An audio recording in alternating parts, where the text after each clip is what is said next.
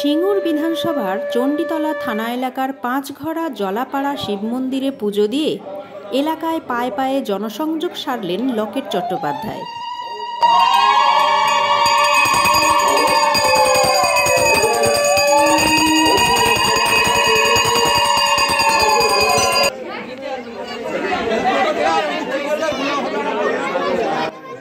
ব্যান্ডের তালে তালে হাতে পদ্মফুল নিয়ে বৃহস্পতিবার সকাল থেকে প্রচার সারেন হুগলির বিজেপি প্রার্থী লকেট চট্টোপাধ্যায়।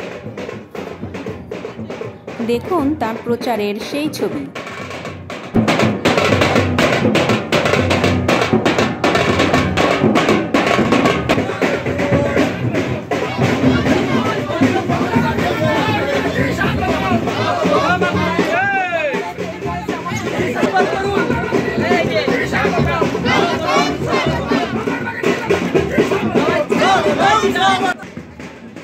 গরমে সুস্থ থাকতে শুনুন লকেট চট্টোপাধ্যায়ের টোটকা, সেই সঙ্গে শুনুন উত্তরবঙ্গের ভোট নিয়ে তার ভবিষ্যৎবাণী।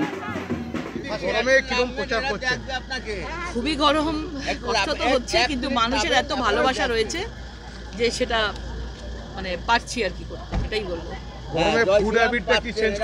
কিচ্ছু ফুড হ্যাবিট না, জল খাচ্ছি, নানা রকম বাতাসার জল খাচ্ছি, লেবুর জল খাচ্ছি, এইসবই খাচ্ছি। কর্মীদের কি বলবেন এই গরমে? সবাইকে জল খেতে বলবো, সবাই যেন জল খায় এবং সবাই যেন শরীরটাকে সুস্থ রাখে। রোদের মধ্যে যত কম করা যায় তত ভালো। দক্ষিণবঙ্গে এখনো কদিন তাপপ্রবাহ চলবে, মানে তার কদিন পরে বৃষ্টি হবে।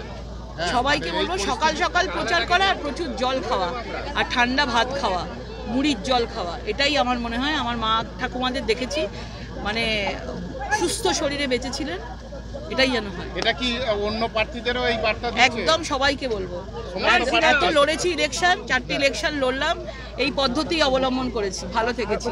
দিদি, আজকে উত্তরবঙ্গে দিদি এবং মোদি দুজনেরই সভা, কি বলবেন? উত্তরবঙ্গের 8টা সিটি আমাদের হবে, কোনো চান্স নেই। উত্তরবঙ্গের মানে তৃণমূল দাঁত খুলতে পারবে না।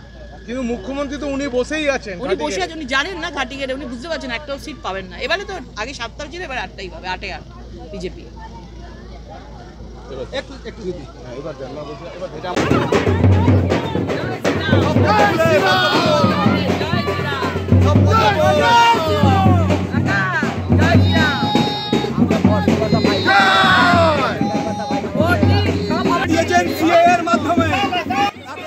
News wave India, Chanditala.